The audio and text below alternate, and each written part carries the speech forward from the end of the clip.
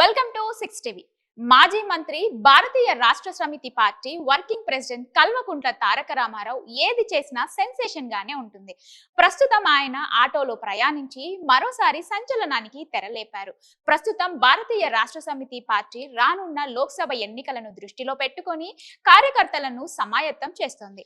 ఎన్నికలకు కేవలం ఇంకా కొన్ని నెలలు మాత్రమే సమయం ఉండటంతో నాయకులతో సమీక్ష సమావేశాలు నిర్వహిస్తుంది. ఈ క్రమంలోనే హైదరాబాద్ నగరంలోని బంజారా హిల్స్ ప్రాంతంలో ఉన్న తెలంగాణ భవన్ కు బీఆర్ఎస్ పార్టీ కార్యకర్తలు నాయకులు అధిక సంఖ్యలో తరలి వస్తున్నారు. ఇది ఇలా ఉంటే నేడు కూడా యూసుఫ్గూడలో బీఆర్ఎస్ ఎమ్మెల్యేలు జిల్లా స్థాయి నాయకులతో సమావేశాన్ని నిర్వహించారు.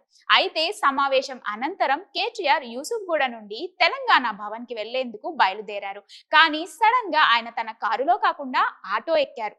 మాజీ మంత్రి తన కారు విడిచి సామాన్య ప్రజల మాదిరిగా ఆటో ఎక్కడంతో ఇది సంచలనంగా మారింది. ఈ సీన్ ను చాలా మంది తమ కెమెరాలలో బంధించారు. ప్రస్తుతం అందుకు సంబంధించిన వీడియోలు, ఫోటోలు సోషల్ మీడియాలో వైరల్ గా మారాయి. ఇక జూబ్లీ హిల్స్ ప్రాంతం చూస్తే ఇది సికింద్రాబాద్ లోక్సభ పరిధిలో ఉంటుంది. 2019 లోక్సభ ఎన్నికల సమయంలో బీఆర్ఎస్ పార్టీ నుండి ఈ స్థానంలో తలసాని సాయి కిరణ్ యాదవ్ పోటీకి నిలబడ్డారు.